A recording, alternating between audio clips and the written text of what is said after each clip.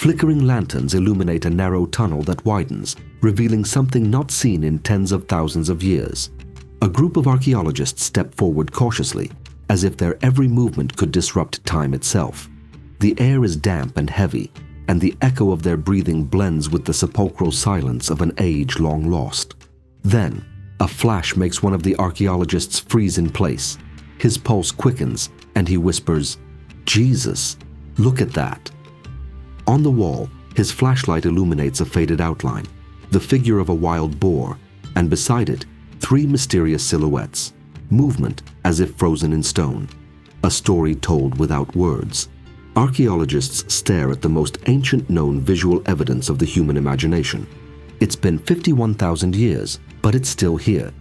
Using groundbreaking dating techniques, archaeologists confirm that the scene discovered in Leang Karampuang cave, located on the Indonesian island of Sulawesi, represents the oldest known figurative image. The discovery was made in the depths of a limestone cave and sheds new light on the earliest forms of human communication through art. The drawing, which can be seen in an article published on the Griffith University website, consists of a wild boar and 3 anthropomorphic figures. It raises important questions for scholars, such as, is this a hunting scene, a ritual representation, or an early form of narrative through imagery? First, to establish the age of the find, a team of scientists applied laser ablation imaging to a uranium series, a method that allows unprecedented accuracy in dating the mineral formations covering the drawings. The images found at Leang Karampuang are coated with a thin layer of calcite, a mineral formed by water flowing over them over millennia. This calcite contained traces of uranium, which decayed into thorium over time. By measuring the uranium-thorium ratio, scientists can determine the minimum age of the drawing, since the layer of calcite is younger than the image itself. The dating reveals that the drawing is at least 51,000 years old, making it the oldest known figurative cave art. This means that the art existed long before the advent of recorded history and the symbolic thinking we associate with civilizations today. But what does this ancient drawing look like? The cave wall depicts a wild boar that is center stage. Its body is outlined with pigments of red ochre, which were probably mined from the environment. Next to him are 3 anthropomorphic figures that do not look entirely human, but also cannot be positively identified as animals. Their position hints at interaction with the pig, leading to suggestions that the scene may represent hunting or some form of ritual symbolism. The figures are depicted with elongated limbs and disproportionate bodies, which raises the question of whether the authors of the drawing were attempting to represent spirits, gods, mythological beings, or even those of unearthly origin. Until now, the oldest figurative art was thought to be another depiction of a pig in the Indonesian cave of Leang Tedonge. However, the difference of 5,700 years between the 2 discoveries means that visual storytelling has been evolving for much longer than previously thought. Another important parallel is with cave art in Europe. The oldest images there, such as those in Chauvet, France, are about 36,000 years old. This suggests for now that Indonesia, not Europe, is the cradle of the oldest figurative art. What does this discovery mean for human history? For a long time, scholars believed that the earliest complex art originated in Europe, but the discoveries in Sulawesi shatter that stereotype. They raised the question of whether human culture developed figurative art in different places around the world independently of each other, or whether early humans carried it with them when they migrated from Africa. But the image of the pig and figurative creatures have a much greater significance. They are not just realistic drawings, but probably carry symbolic meaning that suggests abstract thinking. The discovery at Leang Karampuang also raises another fundamental question in understanding human culture. When did we start telling stories? Previously, scholars believed that the earliest forms of communication were simple sounds, gestures, and rudimentary drawings. However, the discovery of a purposefully composed scene, such as the drawing in the cave, appears to have changed that notion. Instead of separate disconnected symbols, here we see images that have interconnection, movement, and potential plot. If this scene represents a hunt, a ritual, or an interaction between humans and animals, it may be the earliest evidence of mythology told through images. Are the figures around the pig real hunters, or perhaps the first symbolic images of spirits and gods? Could these scenes have been ritualistic, recreating mythological events that early humans believed they controlled?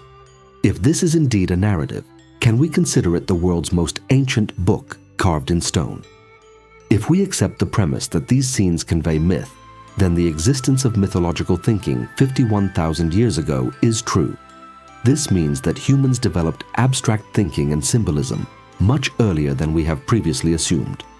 Archaeologists and anthropologists have long looked for evidence of sophisticated cultural practices among early Homo sapiens. The skill of abstract thinking, which involves storytelling, myth-making, and beliefs in the afterlife, was thought to have emerged relatively late in human history. But the discovery at Sulawesi suggests otherwise. Early humans possessed the ability to organize images into complex compositions that did not simply recreate reality, but conveyed concepts and emotions. The existence of figurative art with a potential narrative speaks to a developed cultural tradition that was probably passed down from generation to generation. That is, the idea of narrative may be older than words.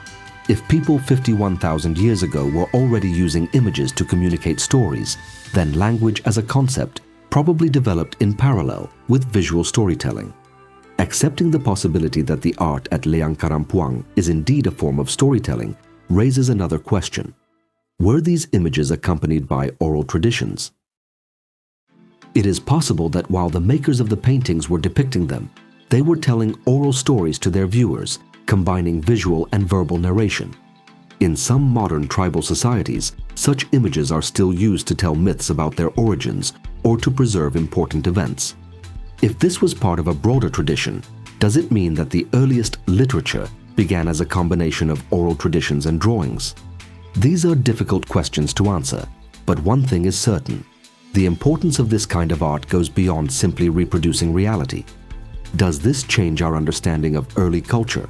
Until now, scholars believed that cultural traditions, which include art, mythology, and rituals, emerged about 40,000 years ago when the first humans began migrating from Africa to the rest of the world. But since Leang Karampuang is at least 10,000 years older than most such finds, it means that humanity's first cultural expressions began much earlier. Moreover, it raises questions about the role of art in the survival of early humans.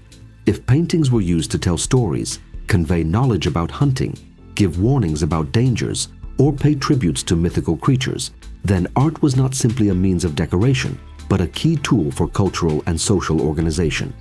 The question of whether this is the earliest narrative conveyed through images or is simply a collection of unrelated drawings still provokes heated scholarly debate.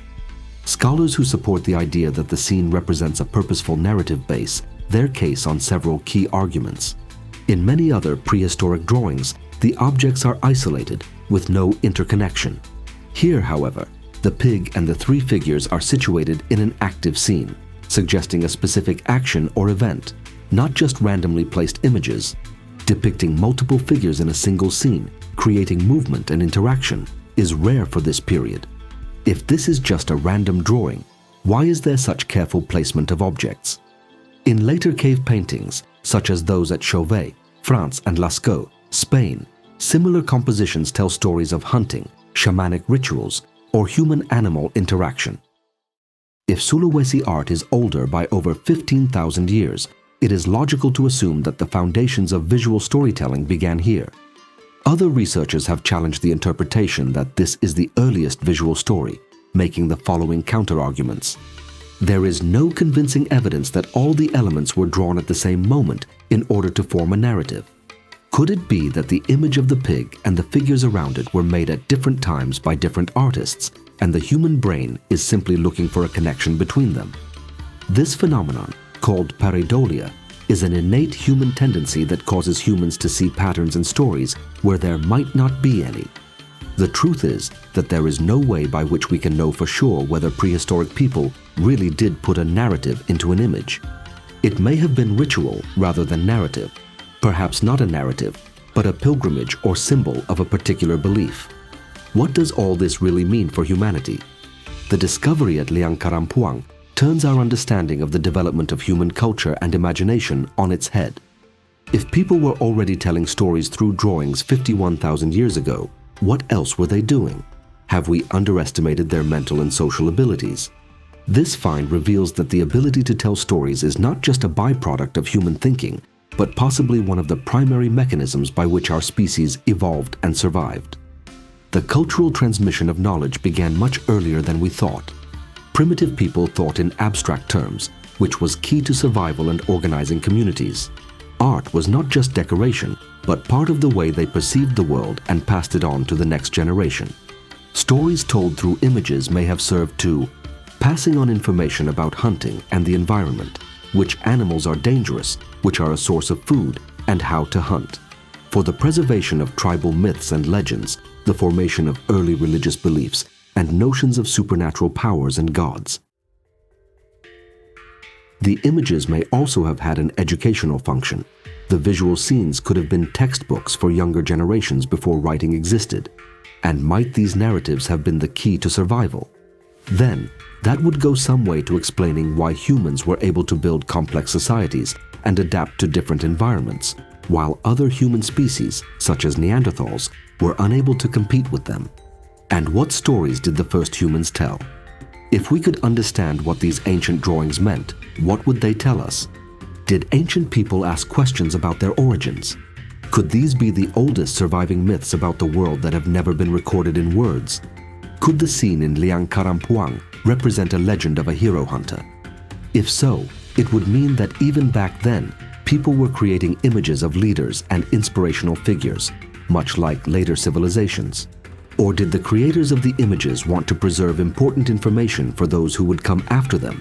A warning, advice, or knowledge about nature? Even today, modern people use art as a form of storytelling, from cinema and literature to comics and digital visual communication. What is the difference between a prehistoric scene depicted on a cave wall and modern graphic novels? Has the way we tell stories changed that much, or are the tools just different? This discovery reminds us that storytelling is not just a cultural trait, but something that defines us as a species.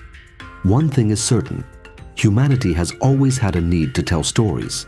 Even before we wrote, before we read, before we put stories down on paper, we carved them in stone. Somewhere, perhaps in some undiscovered cave, an even more ancient scene awaits us. And when we find it, perhaps we will know something more about the first words, the first ideas, and the first legend of the human race. The stories of prehistoric paintings are beginning to unravel more and more, especially thanks to the fact that a London amateur explorer has only recently unraveled the strange symbols from the images in the Lascaux and Altamira caves that have puzzled scientists for centuries. What he discovered stunned the entire scientific community, but details about it in the video on the left.